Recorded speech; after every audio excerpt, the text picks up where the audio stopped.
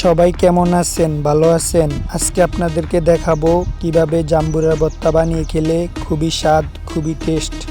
চলেন শুরু করা যাক, লেটস গো।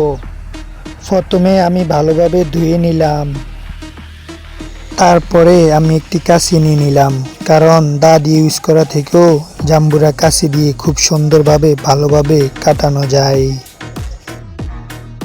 আমি কিভাবে চুলতেছি সবাই ফলো করবেন।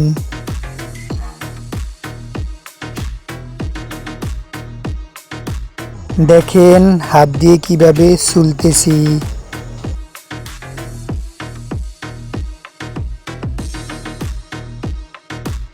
তারপরে শুকলাগুলা ভালোভাবে চুলে নিলাম,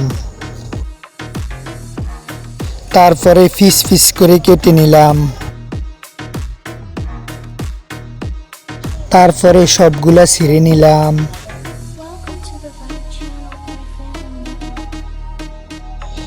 সব শেষে ভর্তা বানানোর জন্য লবণ মরিচ দিতেছি।